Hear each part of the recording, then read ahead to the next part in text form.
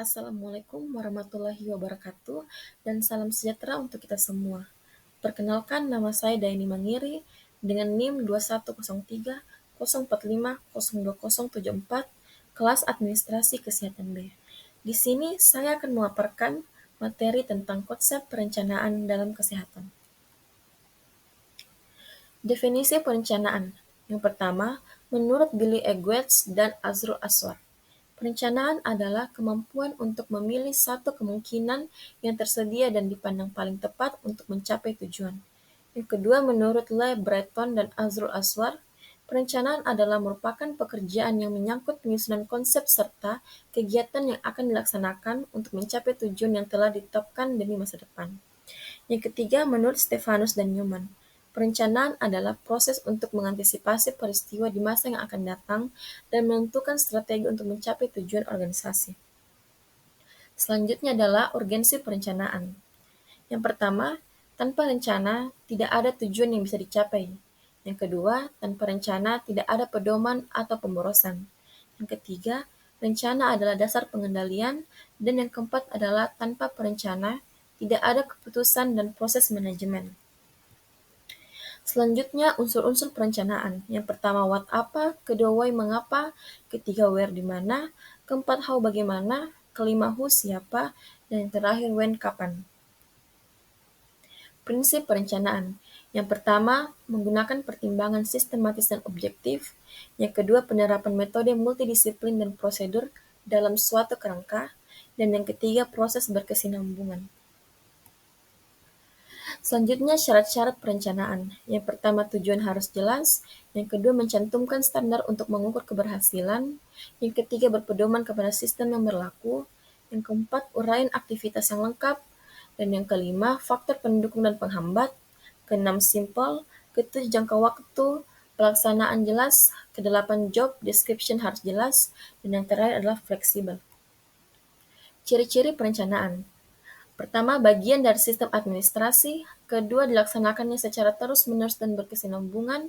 Yang ketiga, berorientasi pada masa depan. Yang keempat, mampu menyelesaikan masalah.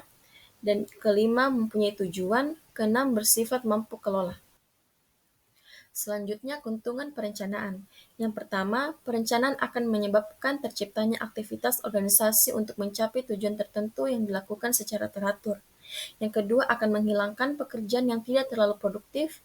Yang ketiga, dapat mengukur hasil kegiatan yang telah dicapai karena perencanaan ditetapkan sebagai standar.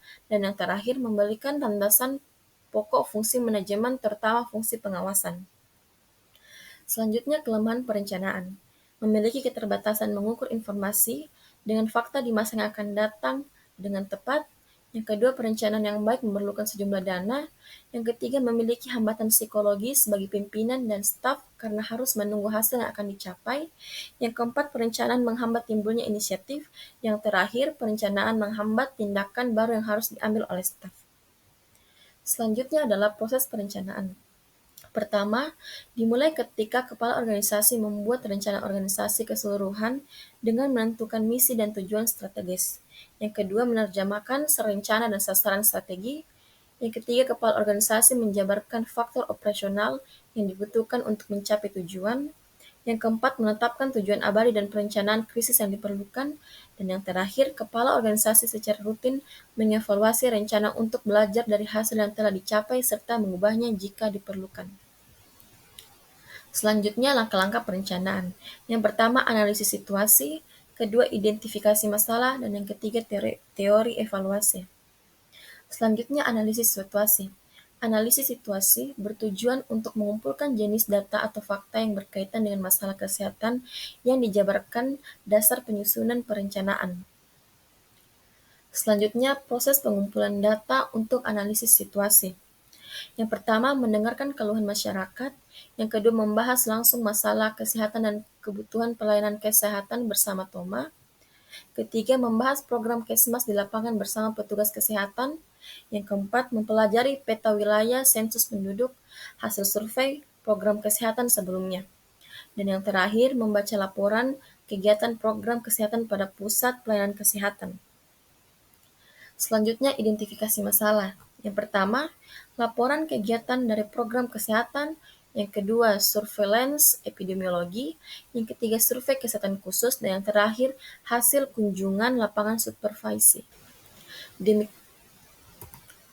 Demikian pemaparan materi dari saya, kurang dan tidaknya mohon dimaafkan. Sekian dan terima kasih atas waktunya.